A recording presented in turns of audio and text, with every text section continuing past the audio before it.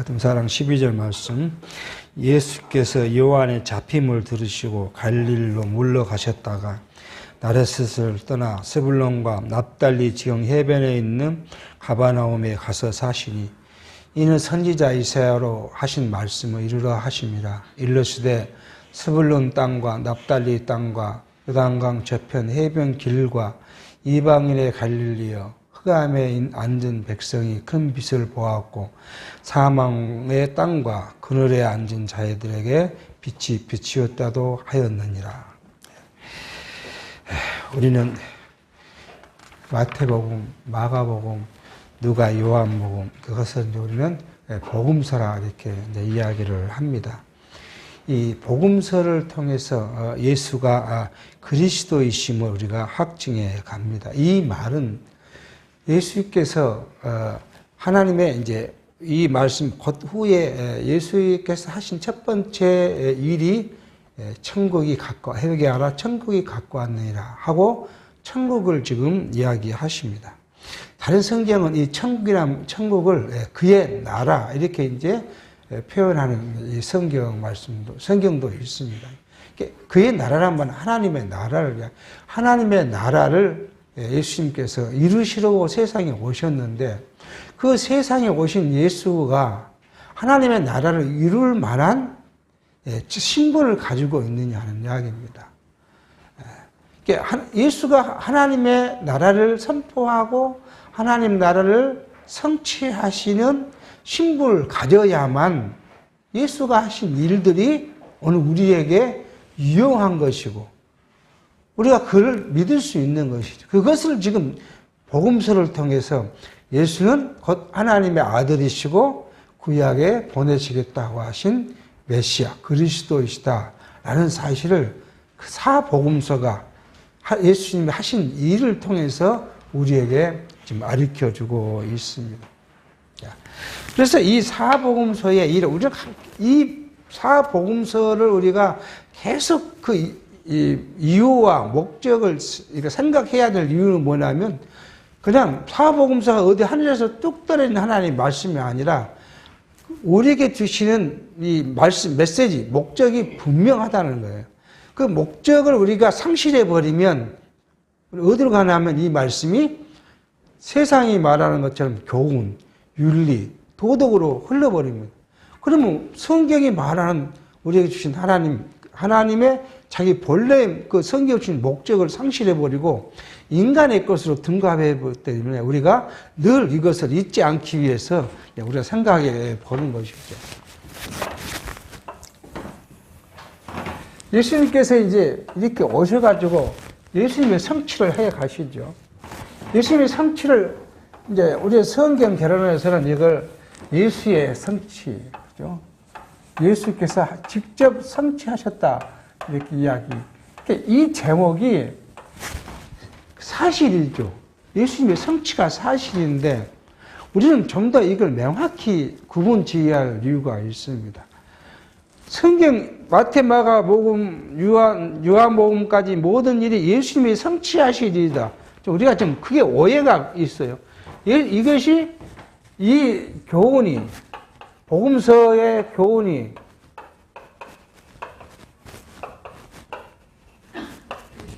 예수께서 이게 지금 우리가 갖고 있는 이게 지금 고민이에요. 예수께서 성취하실 것이다. 이렇게 지금 우리가 결론을 짓고 있어요. 예수님이 성취하시고 그것으로 끝날 일이면 이 성경이 우리가 기록할 이유가 없잖아요. 우리하고는 아무 관계 없는 일을 성경이 기록해놓고 우리보다 그것을 읽고 그 교훈을 얻어라 하는 이야기는 의미가 없어요. 하나님께서 예수를 통해서 하나님 나라를 성취해버리면 그걸로 우리하고는 아무 관계 없이 다 성취되고 끝났다. 그럼 우리가 무슨 관계가 있어요? 근데 성경은 분명히 이것을 기록해놓고 우리가 이제 지난 신약을 들어가기 전에 우리가 살폈죠.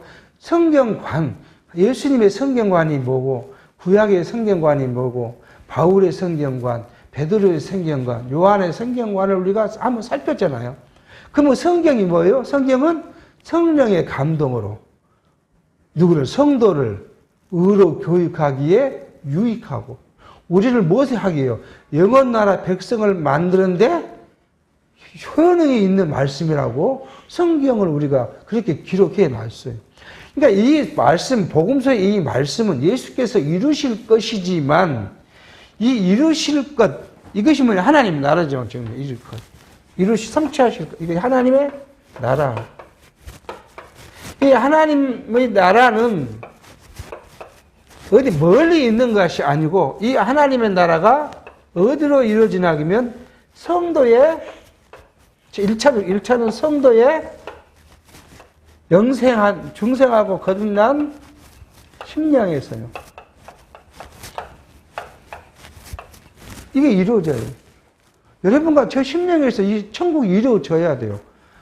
그래야 영원한 천국을 우리가 이해하는 거예요. 우리 안에 천국이 없는데, 우리 눈에 보이는 천국이 없는데, 여러분은 미래 영원한 천국이 있습니다. 이걸 믿고 이거 따르십시오. 그 이해가 되고 믿어져야 돼요. 믿어줄 수가 없어요. 그러니까 여러분과 저 안에 1차적인 이 천국이 이게 직접적인 것이 있다는 거예요.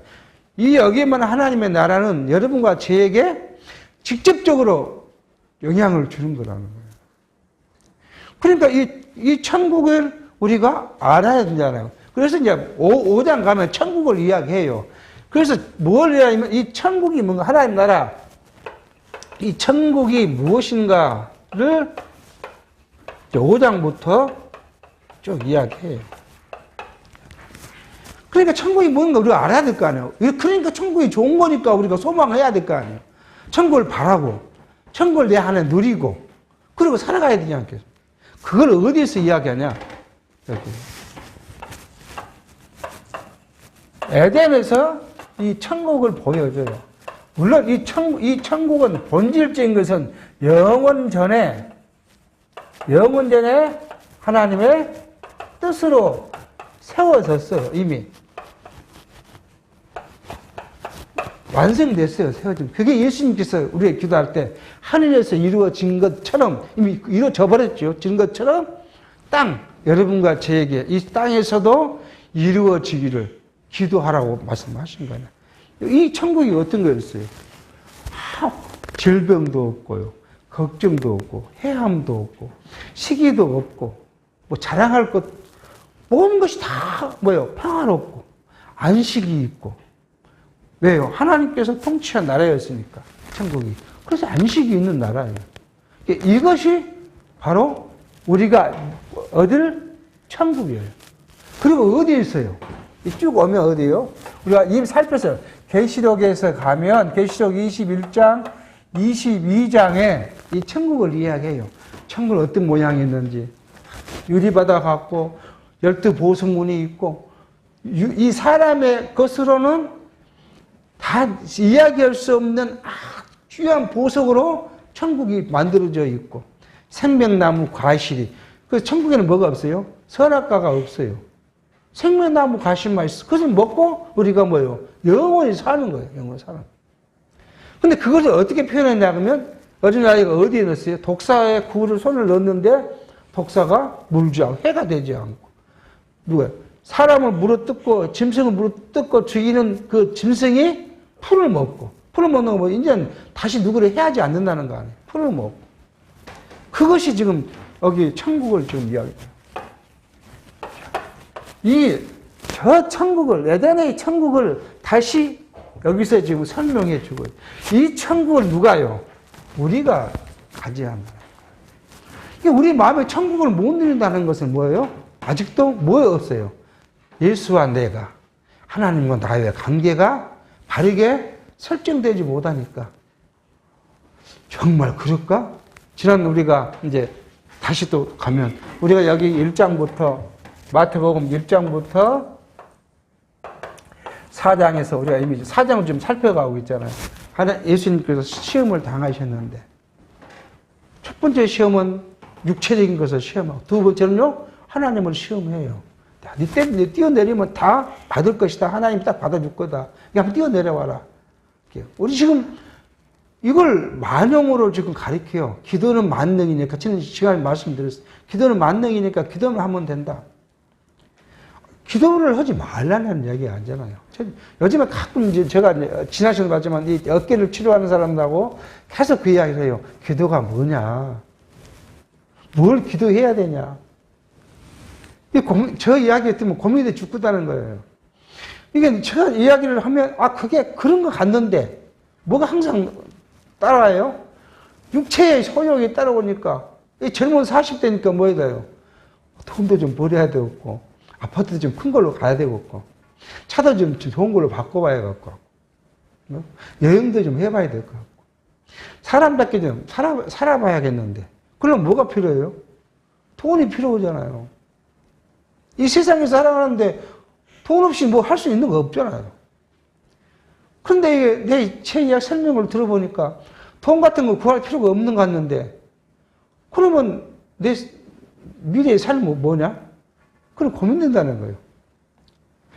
이게 우리 현대 교인들의 실상이에요. 실상. 그러니까 현대 교회에서는 뭐 해야 돼요? 맨날 돈 많이 버는 것이 복이고, 그래서 돈을 많이 벌어가지고 뭘 하면 돼? 11조를 많이 내면 하나님이 당신 축복하는 거고, 11조를 안 내면 하나님이 저주하는 거고, 이렇게 배우다가 11조는 아무 의미인 거다. 그 신약 성경을 잘 찾아봤다는 거예요. 11조가 어디 있는 거? 11조가 없다는 거예요. 11조 내라는 성경 구의를 하면 한 구제도 없는데 목사는 11조 내라고 난리를 치지. 이게 고민돼 죽겠다는 거예요. 자, 그러니까 이 하나님을 시험하는 일이 그래서 잘 되면, 인간의 욕구를 잘 채워주면 뭘 이뤄요? 세속적 교회가 그거요. 이걸 가른대요. 세속적 충족이 욕망을 충족시키면 뭘 한가요? 천국을 이뤘다는 거 아니에요. 영원한 천국은 별로 관심이 없어요. 지금 오늘 내가 잘 먹고 잘 사고 좋은 집 살고 이것이 지금 천국이라고요. 그러니까 지난 정신 먹으러 갈 때도 잠깐 그랬었지만 어떤 교파가 건너가면 천국이 어디서 이루어진다고요? 이 땅에서 이루어진다는 거예요. 이 땅에서 천국을 이루려면 뭐 해야 돼요? 돈 많이 해야 되잖아요. 건강해야 되고 자녀 잘 돼야 되고. 그러니까 그래서 거기에 어두움에 있는 사람이 우리가 보면 어리석은 사람이에요. 그렇게 이야기하면 교주보다 누가 돈이 많이 해야 돼요? 신도가 돈이 많이 해야 돼. 자기가 갖다 발칠 일이 아니라 자기가 통장에 차곡차곡 쌓여서 자기가 한 20억, 30억을 만들어야 천국을 누리고 살 거 아니에요. 근데 그 돈은, 자기 돈은 어디가요? 교주한테 다 바쳐놓고 이 세상을 천국을 이뤄간다고 하니까 그것이 거짓인지를 깨달지 못해요. 이게 좀, 제가 우리 치료하는 사람한테 말하면, 성경은 좀 그렇게 표현했어요. 어리석고 미련한 놈은 성경 공부 못한다. 그게 무슨 말인가 그러는 거예요. 읽으면 되는데, 성경은 인수물에 풀듯이, 위적분 풀듯이, 앞에 부분과 뒤에 부분을 다 맞춰서 결론이 나고 해답이 나와야지. 어디 한 군데 갖고 막 구절구절 이야기하고, 이쪽에 가서 구절구절 이야기하고, 다음에 또 구절구절 이야기하면, 이게 이렇게 풀어가면 안 맞는데 그 답이. 정답이 아닌 거 갖고 막 정답이라고 여기저기 이야기해 놓으면 성경을 어떻게 이해하겠냐. 성경 공부 어렵다는 거예요, 이제. 그 전에는 성경 공부가 쉬웠다는 거예요. 막 읽으면 되니까. 자꾸 이렇게 읽다가 의심이 오니까 이야기를 하면 이건 이렇고, 앞 성경에서는 이렇게 이야기했고, 뒤에 가면 이렇게 말씀하고 있고, 저리 가면 어떤 이야기가 있고, 이걸 종합하면 결국 이 의미라고 이렇게 이야기하면 어렵다는 거예요. 어렵죠, 성경이. 그렇게 되면 세상적 욕심을 갖고 보던 성경하고 세상의 욕심을 버리고 신령적 의미로 성경을 보는 건 어렵죠, 굉장히. 그렇게 해서 하나님을 시험하는 것이 천국이라고, 목적이 천국을 이루고 한다고 생각하는 어리석음을 지금 우리가 살펴봤습니다.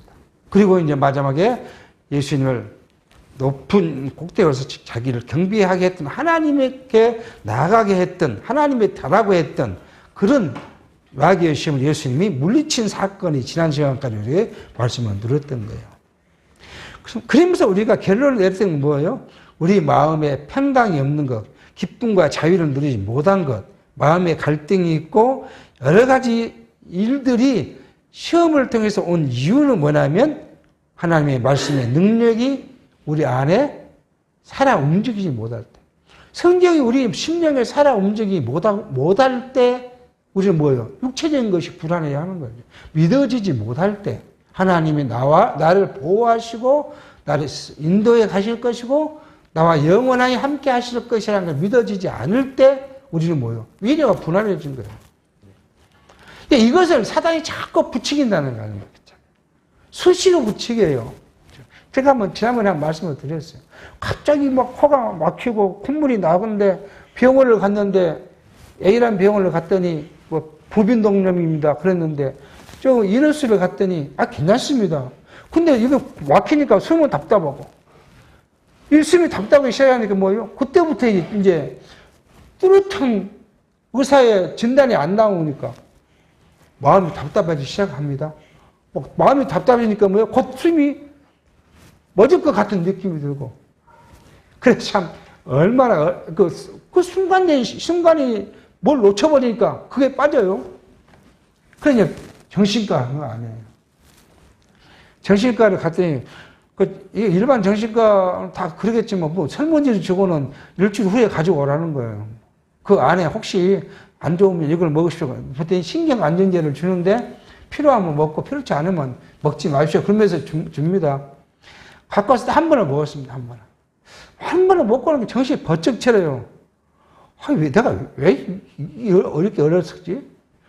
내가 약을 먹어도 하나님 불러가실 것 같으면 당장 불러갈 건데, 뭐 이렇게 걱정을 하지? 그래, 마음이 좀 편안해져요. 편안해지니까 이게 막히던 것이 조금씩 안 막힌 것이나 막힌 것에 대한 두려움이 사라진 거죠. 코 막힌 것에 대한 두려움. 우리는 사단이 그 순간 그걸 다 건드는 거예요. 그러면 죽는다. 또 코 막히면 죽는다. 숨 못 쉬면 죽는다. 그러니까 사단은요, 그냥 뭐 어쩌서 뜬구름을 갖고 우리한테 온 것이 아니라 우리 실제 삶 속에서 우리를 막 건드려요. 그걸 이기기 쉽지 않아요. 그러지요. 그러니까 우리가 그걸 이겨가는 방법은 뭐예요? 우리가 하나님의 말씀을 늘 묵상하고 기도해서 성령이 나와 함께 하시면 내 안에 믿어지면 그 사단의 유혹을 이길 수 있는 거예요. 이게 말씀으로 많이 가능한 것을 지금 우리가 지난 시간까지 우리가 살펴봤습니다. 그리고 이제 예수님의 이제 공생의 시작이 됩니다. 뭐예요? 예수님께서 뭘 했다가 요한이 잡히심을 들으시고 어디로 가요? 갈릴로 물어갔다 이야기하거든요. 지금 예수님이 이게 이제 돌아다니시면서 복음을 접하니까 갈릴리에서 이제 한 것이 하잖아요. 갈릴리 바다가 있고 요단강이 있고 지금 사해가 있으면 예수님께서 여기에서 지금 요한으로부터 세례도 받고 그리고 지금 있었는데 이 요한이 잡혔다. 그런 말을 듣고 예수님 뭐들요? 이 갈릴리 쪽으로 이사를 했다. 그래서 지금 오늘 성경은 그렇게 말합니다. 그런데 이 갈릴리 땅에 이사한 것이 그냥 우연이 아니라 누가요? 이사야의 예언대로 지금 갈릴리를 갔다. 그 이사야의 예언의 말씀이 15절입니다. 스브론 땅과 납달리 땅과 요단강 저편 해변 길과 이방의 갈릴리여. 지금 갈릴리 지방을 흑암에 앉은 백성이 이 갈릴리 지역이 흑암에 앉은 백성으로 지금 이야기를 합니다. 왜요? 이 지역이 북이스라엘이 아수르에게 멸망당하면서 북이스라엘은 아수르 쪽으로 그리고 아수르 사람들은 이쪽으로 와가지고 이게 사람들을 교체시킨 거예요. 그러니까 이 지역이 뭐냐면 이방인에 와서 혼혈된 족속들이에요. 이방인의 혼혈. 그러니까 이 사람들은 유대인들이 봤을 때 어떤 사람들이에요?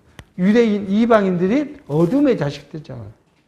그래서 지금 이 성경이 이사야가 그렇게 흑암에 앉은 백성이 큰 빛을 보았고 사망의 땅과 그늘에 앉은 자들에게 빛이 비춰. 사망의 땅이 뭐예요?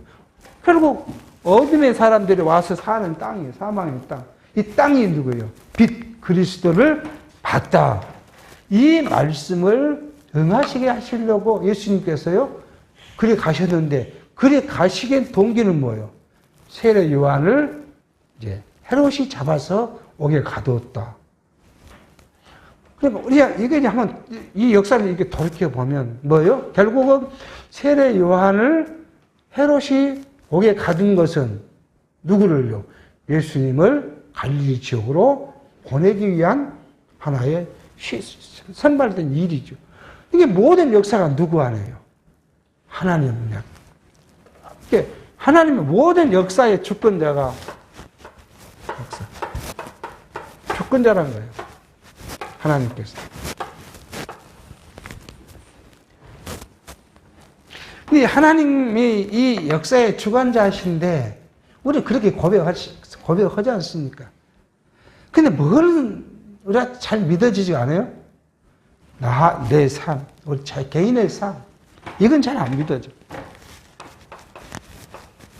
큰 것은 우리가 고백을 하는데 개인의 삶을 하나님이 주관하신다는 그것은 잘 믿어지지가 않습니다.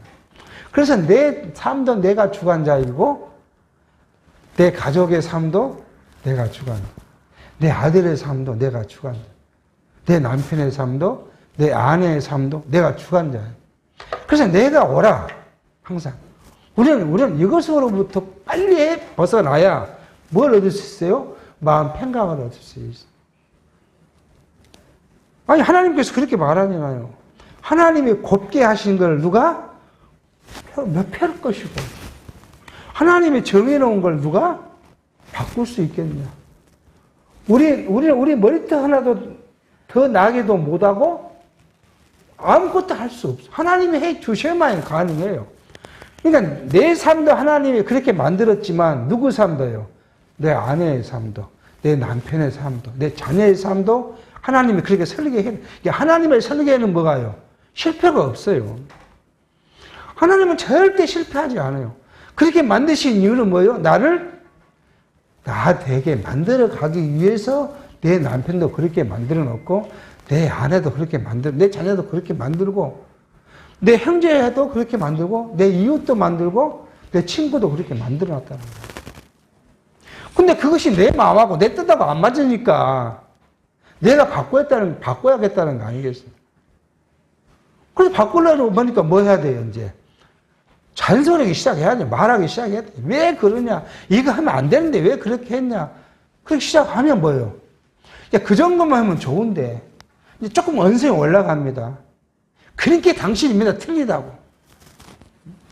내가 옳고 뭐요? 당신은 틀리다고. 내 말을 들으라. 근데 그 마음을 하나님이 그렇게 만들어 놨는데 돌아오겠습니까? 돌아올 일이 없어요. 누구 입만 아파요? 내 입만 아파요. 화내면 누구만 손해요? 내 심령만 손해요. 내 심령이 상하는데 우리는 어디에 중점이, 우리는 내가 중점이 아니라 하나님이 중점이에요. 아, 그걸 보고 하나님 저렇게 만드시니까 어쩔 수 없구나. 그리고 내가 그냥 이해하고 돌아올 때까지 기다리면 내 마음에 평강이, 무조건 처음에는 안 돼요. 처음에는 이걸 끌어올려고 안 됩니다. 그 한 번 이게 실패되고, 두 번 실패하고, 세 번 실패하고, 그러면서 내 주장이 조금 줄어들고, 내 생각을 좀 적게 하고, 그렇게 쌓이면 뭐예요? 이제 우리가 한 80쯤 가면, 그래, 하나님이 하신다. 그렇게 되겠죠.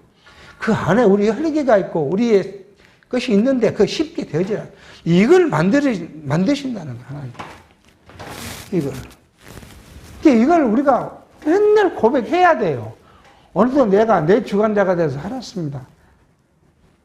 혹시 내가 말한 것이 성공을 했다 해도 이것이 내가 내 주관자, 하나님의 위치에 내가 올라갔습니다. 라고 고백하면서 늘 그걸 줄이려고 노력하지 않으면 되지 않습니다. 이게 지금 오늘 예수님의 시험을 통해서 우리에게 보여주신 것이고, 예수님이 이 갈릴리 가나 지방으로 옮겨가시는 것을 봤더니 예수님의 모든 것을 하시고 계신다. 이걸 우리 지금 이야기. 그러고 나니까 뭐요? 세례 요한이라는 사람의 그걸 보니까 세례 요한이 어떻습니까? 그가 태어나서 뭘 이야기해요? 빛을 이야기해요. 진리를 이야기해요. 그러니까 당시의 유대인들, 이 유대인의 가장 핵심적인 건 뭐, 이게 종교는 바리새인과 서기관과 제사장들과 이런 사람들이 종교는 지배자고요. 정치는요. 헤롯 당원들이 이 지배자예요. 이 사람들 뭐래요? 어둠 속에 있는 사람들이에요. 그러니까 요한이 빛을 이야기하고 진리를 이야기하니까 어둠에 있던 헤롯 당원이나 세계관과 바리새인과 제사장들이 요한에 대해서 어떻게 해요? 반감이 살 수밖에 없죠. 세례 요한이 바리새인들이 세례를 받으러 오니까 뭐라, 이 독사의 자식들아, 누가 너희를 진노의 잔에서 피하라 하더냐? 라고 막 쳐주는데 풍문이 바리새인들 들으면 기분 나쁠 거 아니에요. 그러니까 세례 요한을 어떻게 하면 빈밀 잡아서 이게 죽이고 하는 생각을 합니다. 근데 세례는 어디까지 침범을 해요? 왕까지요. 헤롯 왕까지 지금 침범을 합니다. 왜요? 그때 헤롯이 자기 이복 동생이요. 사실 이복 동생의 아내 헤로디아를 자기 아내로 취했어요. 그러니까 헤롯이 요한이 그걸 비난을 했어요. 그럴 수 없다. 어떻게 자기 동생의 아내를 취해서 아내를 삼느냐? 이건 있을 수 없는 일이라고 비난을 했습니다. 근데 헤롯이 기분이 나빠요. 기분이. 그래 헤롯이 뭘 하고 싶어요? 이제 마태복음 어디에 가면요. 마태복음 뒤에 가면 14장 가면 그 이야기를. 헤롯이 이 요한을 죽이고 싶은데 마음의 양심이 그래만 이만한 양심이 있어서 찔려요. 그래 내가 제수 씨를 데려다가 내 아내에서 한 것이 내가 잘못한 것 같다. 그러니까 죽일 수는 없어. 그러니까 어디에요? 옥에 가둬놨어요. 근데 사단은 이렇게 합니다. 헤롯을 딱 부추깁니다. 자기 신하들을 모아놓고 기분 좋게 잔치를 베풀고 술을 먹고 기분이 좋았어요. 항상 그래서 사실은 남자들, 이거 여자이고 술 많이 먹으면 별로 결과 좋지 않은 게 술게 기분이 벙 떠갖고 뭔 짓을 해요, 항상. 뭔가는 막 불필요한 걸 합니다. 그렇게 해서 헤롯이 오늘 기분 좋다 하니까 누구요? 헤로디아의 딸을 갖다가 춤을 춰라 그러니까 그 어린 10몇 살짜리가 당신 춤추니까 기분이 다들 좋아가지고 너 뭘 원하냐? 너가 나한테 원하면 다 주겠다. 그러니까 사단은 그렇게 교묘해요. 그 어린애가 저거 아무한테 가고 물어볼 이유가 없잖아요. 자기 이제 삼촌한테 뭐 양 아버지가 되겠지만 그러면 뭐 다 주십시오. 그러면 가면 될 거인데 그 말을 들으니까 뭐예요? 애가 자기 엄마한테 가면 엄마 왕이 뭐 준다는데 뭘 달라고 할까? 이렇게. 이 사악한 여자가 뭐예요? 요한의 목을 달라. 사단은 이렇게 교묘합니다. 사단은. 우리가 밖에 있는 사단과 싸울 때요. 우리가 그래서 예수님은 너희는 뱀처럼 지혜로라는 지혜로워야 돼. 지혜롭지 않으면 사단의 계교에 강교에 넘어올 수밖에 없어요. 그래서 결국 요한이 목베임을 당하 죽게 됩니다. 이것이 뭐예요? 하나님의 뜻이 실현되려면 하나님의 뜻과 세상 것이 서로 부딪히는 거예요. 빛과 진리가 어둠이 그래서 그 사이에 뭐가 나요? 어둠으로부터 우리가 핍박이 와요. 그러니까 하나님께 우리 말씀이 복음이 전파되는 과정을 보면 핍박이 없이 복음이 전달된 것이 없어요. 예를 이제 사도행전 가면 우리가 이미 한번 다들 배우신 분 배웠겠죠. 사도행전에서 복음이 어디로요? 유대에서 예루살렘에서 유대로 그냥 예루살렘이 여기 있잖아요. 예루살렘이 여기. 예루살렘에서 어디로요? 유대로. 유대에서 사마리아로. 사마리아로서부터 쭉쭉쭉 복음이 전파되기 위해서 뭐예요? 예루살렘이 핍박이 심하게 일어납니다. 제일 먼저 핍박 누가 죽어요? 스데반이 죽어요. 복음을 전하다가. 그러니까 핍박이 막 불이 일어나니까 누가 어디로 가야 돼요? 복음을 전하는 사도들이 피신을 가야 되잖아요. 7 지사가 피신을 가야 돼요. 그래서 어디로요? 유대로. 여기서 유대로. 사마리아로. 그래서 땅끝까지 예수님이 약속하신 대로 복음이 전달됩니다. 우리나라도 마찬가지였어요. 로마도 마찬가지였어요. 로마 핍박이 가니까 핍박을 하면 없어질 것 같은 이 기독교가 뭐예요? 땅 속에 들어가서 거기서 복음이 전파되기 시작하고 거기서 오직 하나님만을 바라보며 사는 성도들이 늘어나기 시작해요. 그러니까 안락한 데서는 편안한 데서는 복음이 전파되지 않아요. 편안한 데서 뭐가 일어나요? 복음의 타락이 일어나요. 로마가 313년 컨티뉴스 황제가 기독교를 공인하고 나니까 뭐요? 이제 교회가 밖으로 다 드러나온 거 아니에요. 교회 늘수가 늘어나니까 그때부터 뭐가 생겨요? 돈이 생겨요. 자유가 생기고. 그러니까 교회 안에 뭐가 생겨요? 권력이 생기고. 권력이 생기니까 뭐 돼요? 이제 부패하기 시작해요. 그게 로마 카톨릭이 그렇게 부패된 거예요. 이게 우리 교회사를 보면 핍박 없이 복음이 전파되지 않아요. 항상 핍박이 있었다는 거예요. 이게 진리예요. 진리가 전파되는 곳에는 뭐가요? 핍박이 있게 되어 있어요. 이게 핍박 없는 곳은 이건 뭐예요? 사단의 지배 아래 있는 거예요. 이미 사단의 고정에 들어가. 그러니까 핍박이 없는 거예요. 그래서 우리는 뭐예요? 이 세속주의, 세속 권력에서 빗나간 비진리는 그 비진리 세력 속에 있고 그 비진리로부터 옹호를 받는 교회는 이미 타락한 거예요. 한국교회가 그렇잖아요. 한국교회. 그래서 과거에는 일제에 뭐 항거하는 데 기독교가 앞장을 섰다 그러면 어떤 돼요? 이제 6.25 이 전쟁이 나니까 뭘 넣어요? 우리가 반공사상으로. 그래서 반공주의로 바뀌었잖아요. 우리 기독교가 왜 지금 그 우파 세력이 많냐? 그때부터 일어난 거. 반공. 그러고 나니까 박정희 이제 딱 되니까 뭐 잘 보이려고 뭐 해요? 조창기대하는 거 아니에요. 아이, 하나님을 알지도 못한 정부, 하나님을 알지도 못한 대통령이 잘 되라고 가서 앉아서 기도하고 있는 거 아니에요. 그러면서 뭘 받아요? 혜택을 다 누리는 거예요. 그 혜택을 누리던 교회가 지금 다 서울에 있는 누구예요? 대형교회예요, 다.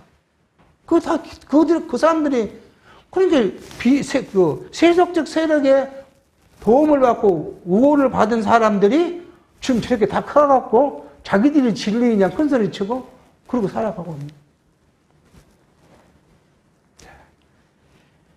우리는 이게 진리가 올라면 어떻게 해야 되는가?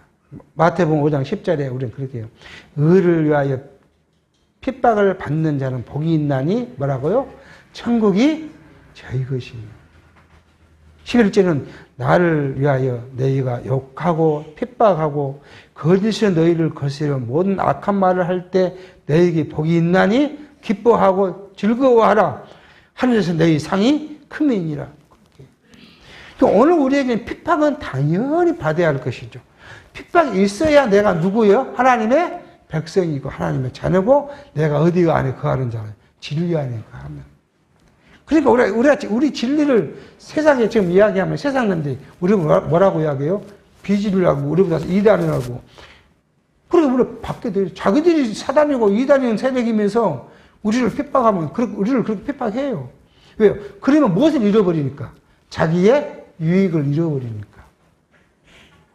돈 막 11조로 걷어 갖고 누가 많이 가져가야 돼요. 교회 지도자가 많이 가져가야 되잖아요. 펑펑 써야 되고.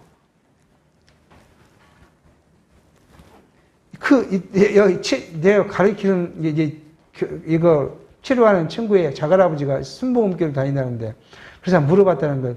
작할아버지 교회 그 목사님 몇 명이요? 그러니까. 한 300명 됐고, 그러더라는 거예요. 부목사가 300명쯤 된다는 거죠. 그러면 뭐 전도사 하면 얼마나 많겠습니까? 그러면 목사 얼굴 많이 받겠네요. 이렇게. 그러더라, 뭐. 왜 이제 좋은 차 타고 다니더라.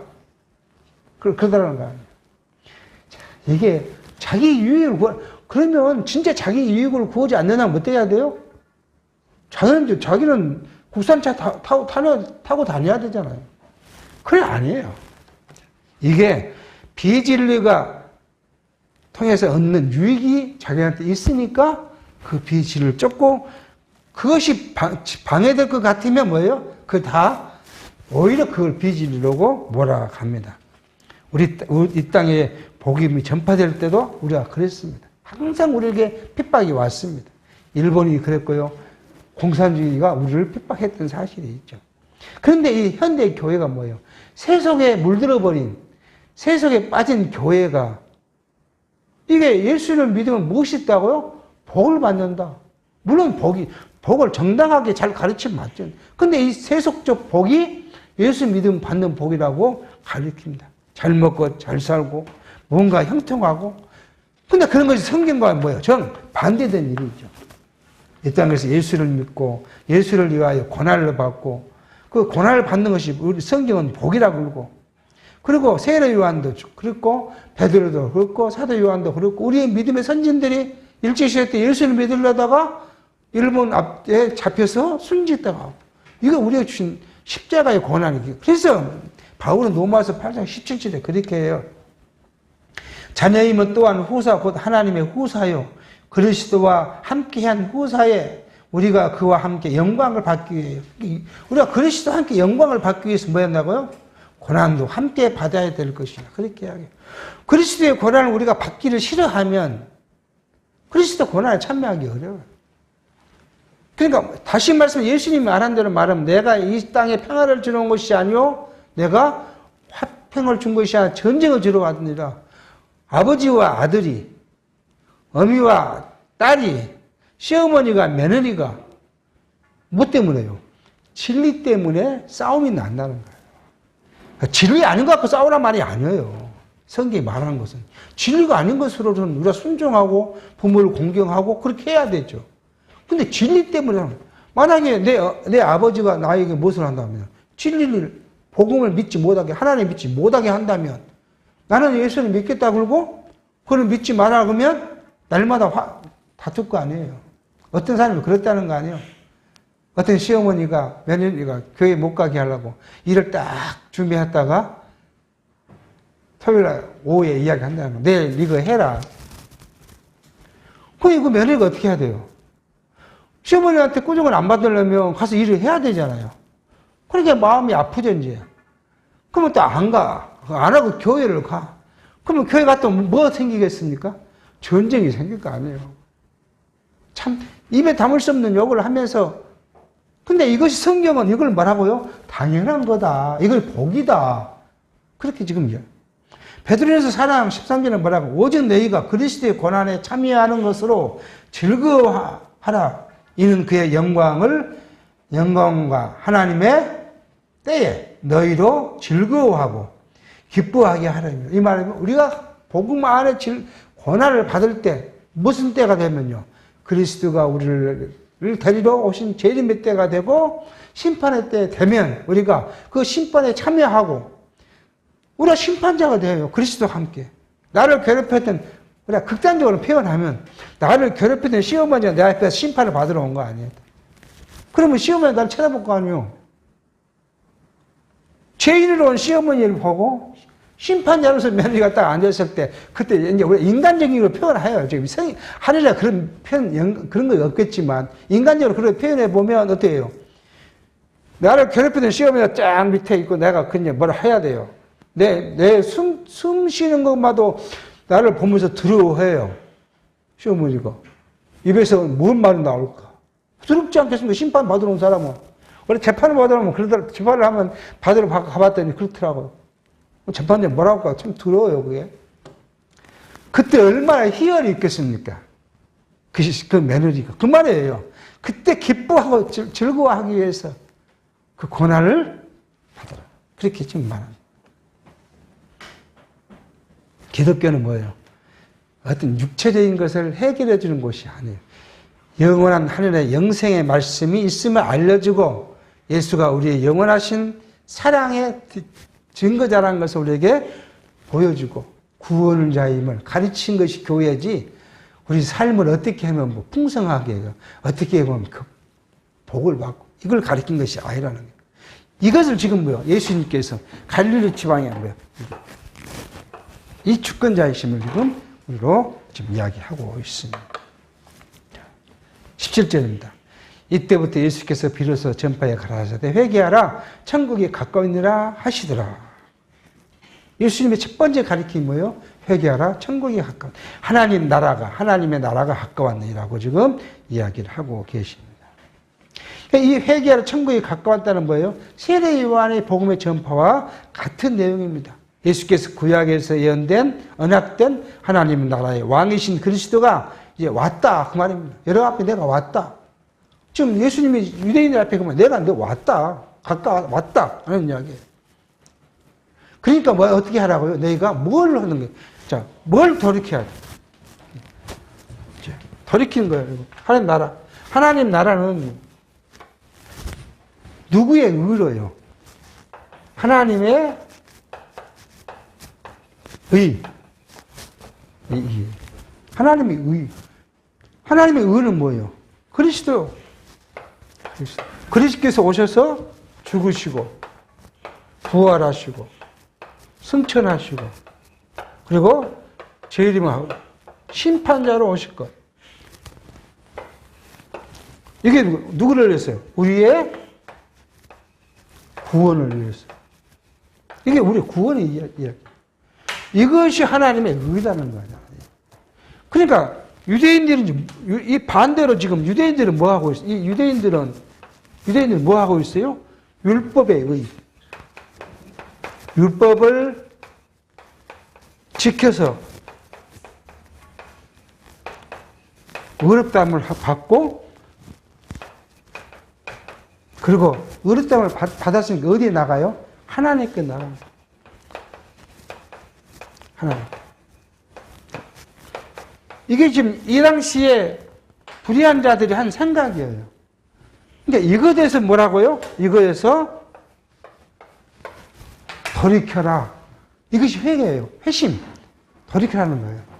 그러니까 율법을 갖고 자기가 의롭다고 생각하고 내 의의로 하나님께 나가겠다는 그런 불순한 것에서 오직 예수 그리스도의 의의로만 내가 하나님께 나갈 수 있다는 것으로 돌이켜라.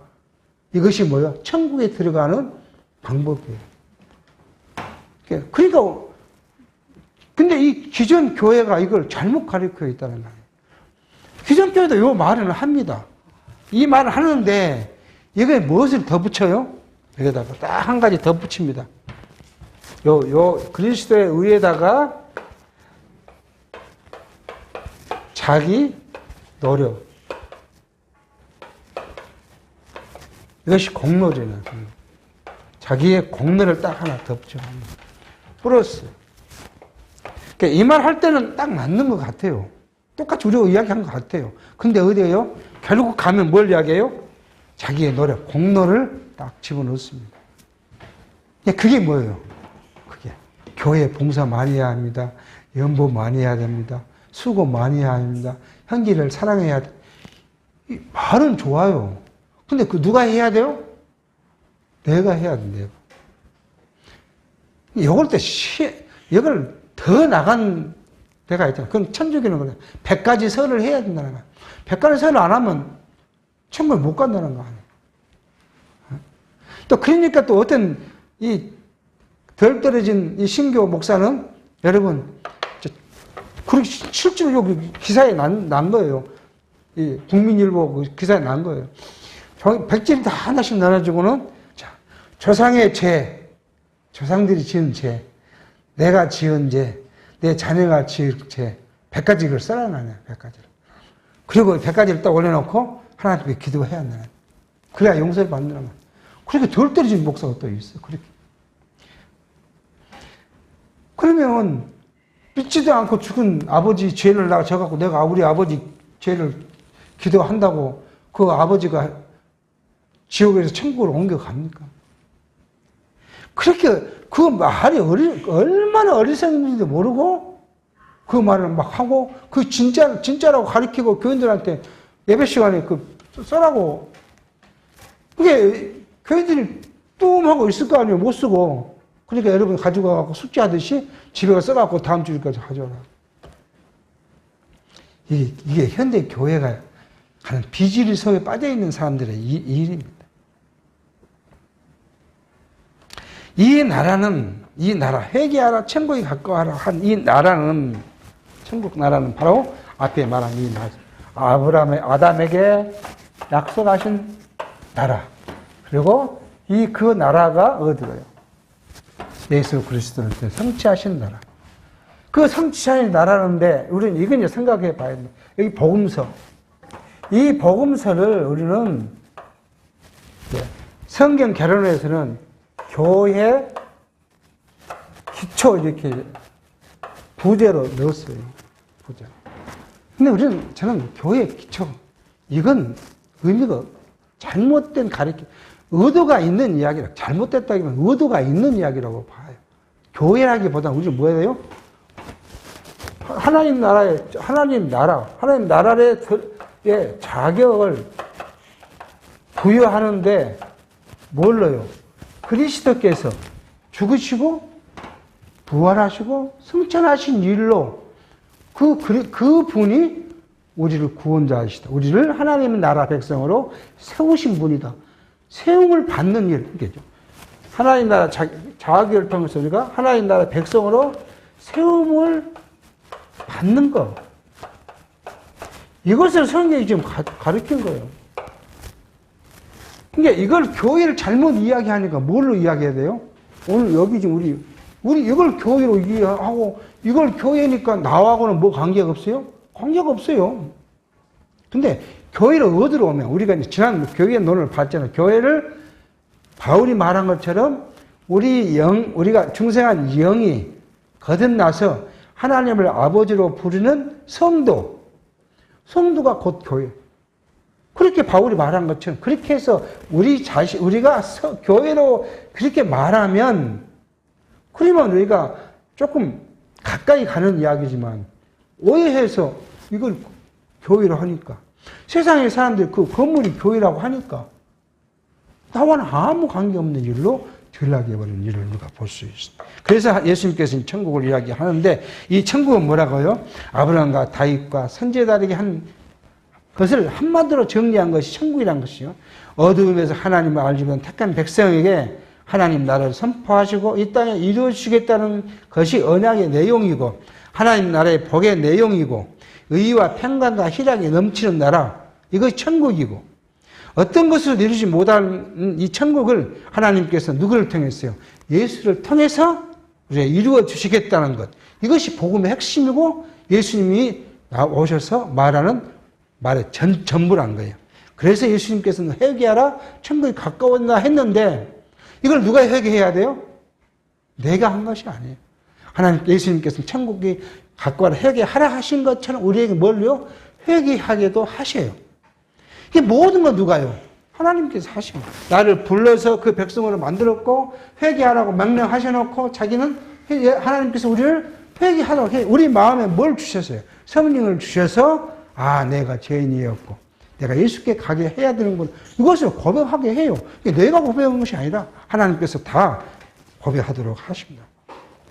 이것이 하나님의 의예요. 의. 이 의를 로마서 1장 17절 이렇게 말합니다.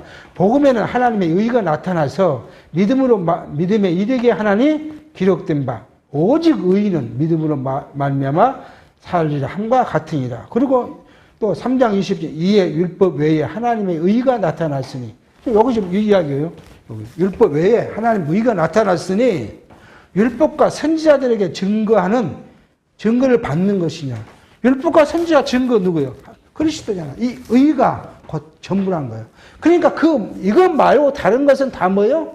세속적인 것이고 공로주의고 예수를 부정한 거예요. 그게 아무런 문제의식을 안 갖더라고요. 그래서 그렇게 그러니까 자, 우리 봐라.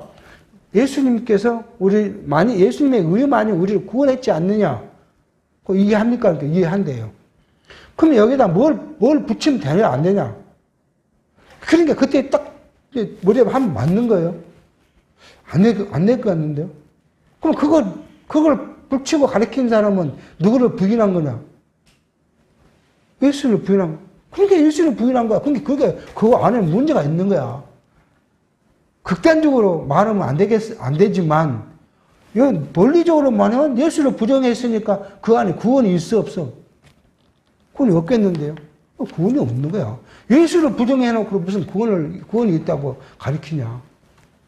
이게 그냥 넘어가면 아무것도 아닌 것 같는데, 한번 그렇게 하나씩